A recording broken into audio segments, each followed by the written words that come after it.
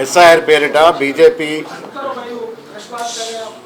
దురుద్దేశపూర్వకంగా తొలగిస్తున్న ఓట్ల పైన దానికి సంబంధించి ట్రైనింగ్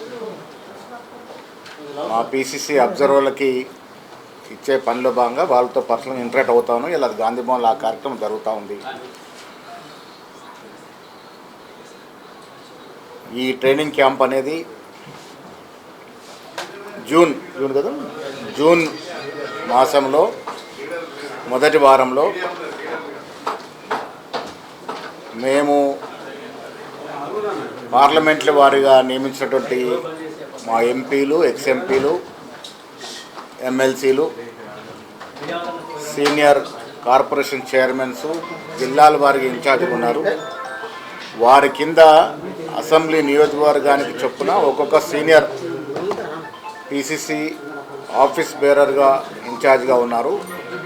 వాళ్ళు సర్ పేరిట జరిగేటట్టు ఓట్ల తొలగింపు ప్రక్రియని ఏ రకంగా శాస్త్రీయ పద్ధతిలో అడ్డుకోవాలో అవన్నీ కూడా ట్రైనింగ్ రూపంలో ఇవ్వడం జరుగుద్ది. దాంట్లో భాగంగా ఇవాళ సచిన్ సావంత్ గారు, నేను, రామ్మోహన్ రెడ్డి గారు అందరం కూడా 1-to-1 మీటింగ్ చేస్తూ ఉన్నాము. ఆ కార్యక్రమం సాగుద్ది. ఎట్టి పరిస్థితుల్లో బీజేపీ తలపెట్టినటువంటి సర్ పేరిట ఓట్ల తొలగింపు, ముఖ్యంగా సెక్యులర్ ఓట్ల తొలగింపు ప్రక్రియని ఈ రాష్ట్రంలో రాష్ట్ర ముఖ్యమంత్రి రేవంత్ రెడ్డి గారు, నేను, మా మీనాక్షి నటరాజన్ గారు అందరం కూడా కలిసికట్టుగా నిజమైన లౌకికవాద ఓటు తొలగింపుని అడ్డుకుంటాం. ప్రజాస్వామ్యంలో ఓటు హక్కు అనేది చాలా విలువైనటువంటి ఆయుధం.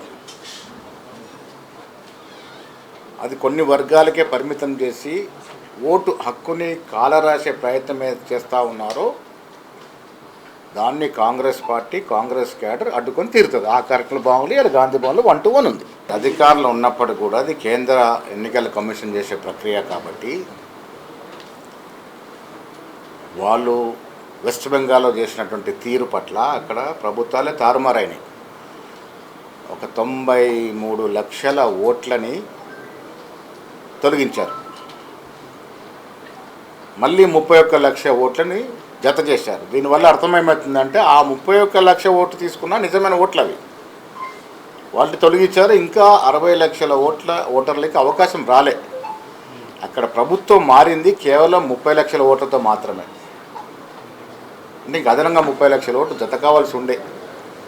సో ఆ తొలగింపినటువంటి 93 లక్షల ఓట్లు దాంట్లో జత చేసిన 30 లక్షల ఓట్లు తీసేస్తే 60 లక్షల ఓట్లతోనే ఎన్నికల యొక్క ఫలితాలు తారుమారైనాయి అక్కడ. సో అలాంటి ప్రమాదం ఉంది కాబట్టి ఇక్కడ మేము జాగ్రత్త పడతాము.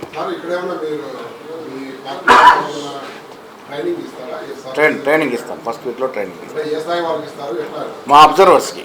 మేము నియమించిన ఎంపీలు, ఎక్స్ఎంపీలు, ఎక్స్ మంత్రులు, పీసీసీ ఆఫీస్ బేరర్స్ ఎవరైతే అసెంబ్లీ వారిగా పార్లమెంట్ గారు కాబోతున్నారో వాళ్ళకి ఇస్తాం. సార్, నిన్న కేటీఆర్ సవాల్ చేశారు, తెలంగాణలో కేవలం 30-35% ధాన్యం కొనుగోలు జరిగింది, కానీ అధికార పార్టీ మాత్రం 50-60% కొనుగోలు జరిగిందని చెప్పింది. ఇది కనుక నిరూపిస్తే నేను దేనికంటే సవాల్ చేస్తాను. ఇదివరకే మా అగ్రికల్చర్ శాఖ మంత్రులు తుమ్మల నాగేశ్వర గారు గణాంకాలతో సహా ఇచ్చారు. ఈ ప్రభుత్వానికి అబద్ధాడాల్సిన అవసరం లేదు. మాకేమైనా సమస్యలు ఉంటే ఈ సమస్య ఉంది, ఈ సమస్య వల్ల చేయలేకపోతున్నామని బాటంగా చెప్తాం. అబద్ధాడాల్సిన అవసరం లేదు. వారి లెక్కలు తప్పు, కేటీఆర్ గారి లెక్కలు తప్పు. ఇది అధికంగానే దిగుబడి వచ్చింది ఈ రాష్ట్రంలో ఈ సంవత్సరం. అంచనాలకు మించి దిగుబడి వచ్చింది కాబట్టి కొంత పెద్ద ఎత్తున కొనాల్సి వస్తుంది. ఆ ప్రక్రియలో ప్రభుత్వం చేపడతా ఉంది.